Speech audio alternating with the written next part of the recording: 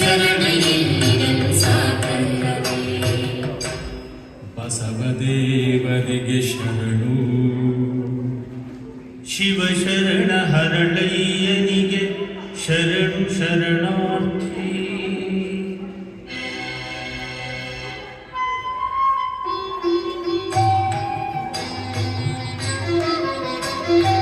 ಒಮ್ಮೆ ಶರಣೆಂದುದಕ್ಕೆ ಶರಣು ಶರಣಾರ್ಥಿ ಎನ್ನಬಹುದೆ ತಂದೆ ಬಸವಣ್ಣ, ಎನ್ನಬಹುದೆ ತಂದೆ ಬಸವಣ್ಣ. ಇದು ಹೊರಲಾರದ ಹೊರೆ ಈ ಕಿಂಕರಗೆ. ಶರಣು ಶರಣಾರ್ಥಿ ಎಂಬ ನುಡಿ ಕೇಳಿ ಹೆದರಿ ಕಂಗಾಲಾದ ಹರಳಯ್ಯ, ಕರದಲ್ಲಿ ಕಿವಿ ಮುಚ್ಚಿ ಚೀರಾಡಿದ ಶಿವ ಶಿವ ಕಾಪಾಡು ಎಂದೊರಲಿದ. ಓಂ ನಮಃ ಶಿವಾಯ, ಓಂ ನಮಃ ಶಿವಾಯ. ಹೊಳೆವ ಕತ್ತಿಯ ಮೊನೆಯ ಅಲುಗದೆ ನೋಡುತ್ತಿಹ ಏಕೋ ಭಾವನೆ ಸತಿಪತಿಯರು, ಸತಿಪತಿಯರು ತಮ್ಮ ತೊಡೆಯ ಚರ್ಮವನೆ ತೆಗೆದರಲ ದಾಸೋಹಂ ಭಾವದ ದಿಟ ಭಕ್ತರು, ದಿಟ ಭಕ್ತರು ತೆಗೆದ ಚರ್ಮವ ತಿಕ್ಕಿ ತೀಡಿ ಹದ ಮಾಡಿ ಜಡಿದರು ಶಿವಧ್ಯಾನದ ಹೊನ್ನ ಮೊಳೆಯ. ಹಿಡಿದ ಚರ್ಮದ ಕೆರೆದ ರೂಪವರ ಚೆಲುವಾಯಿತು, ನಡೆದ ಅಣ್ಣನ ಅಡಿಯ ಹುಡುಕಿ ಎಡೆಬಿಡದೆ.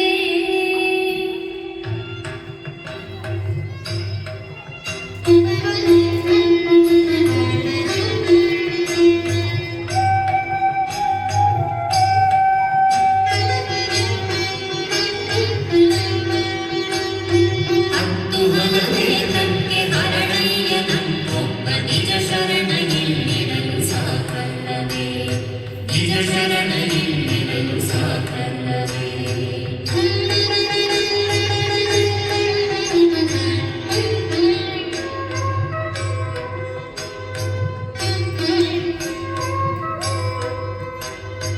ಅಣ್ಣಕೋ ನನ್ನಣ್ಣ ಬಸವಣ್ಣ ಕೋಯಿದನು ನಿನ್ನ ನುಡಿಯಿಂದಾಯ್ತು ಈ ಜನ್ಮ ಪಾವನವು. ಮುಟ್ಟಿ ಮೆಟ್ಟಿರಿ ನಿಮ್ಮ ಶಿವಪಾದದಲ್ಲಿದನು, ಇಟ್ಟುಕೊಳ್ಳಿರಿ ನನ್ನ ಕಾಣಿಕೆ ಇದನು, ಇಟ್ಟುಕೊಳ್ಳಿರಿ ನನ್ನ ಕಾಣಿಕೆ ಇದನು. ನನ್ನಪ್ಪ ಹರಳಯ್ಯ ಶಿವಸಂಗಿ ಹರಳಯ್ಯ, ನಿನ್ನ ಕಾಣಿಕೆ ತುಳಿವ ಪಾಠವಿರುವಲ್ಲಯ್ಯ. ಚಿರದಲ್ಲಿ ನೀನಿದ್ದ ಶಿವಕರುಣೆಯನ್ನ ಬದುಕನೆ ಬಂಗಾರ ಮಾಡಿರುವ ಕಳಶ, ಬದುಕನೆ ಬಂಗಾರ ಮಾಡಿರುವ ಕಳಶ.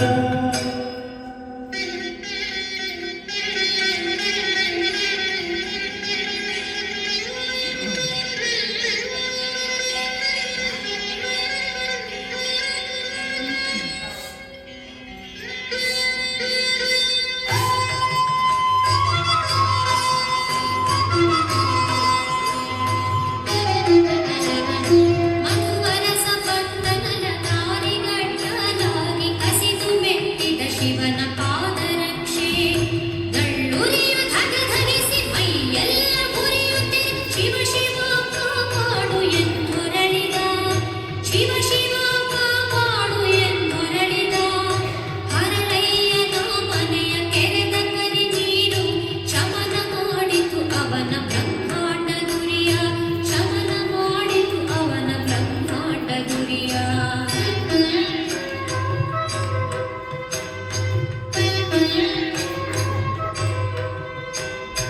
ಹತ್ತು ಹಲವೇದಕ್ಕೆ ಹರಳಯ್ಯನೊಬ್ಬ ನಿಜ ಶರಣ ಎಲ್ಲಿರಲು ಸಾಕಲ್ಲವೇ, ನಿಜ ಶರಣ ಎಲ್ಲಿರಲು ಸಾಕಲ್ಲವೇ, ನಿಜ ಶರಣ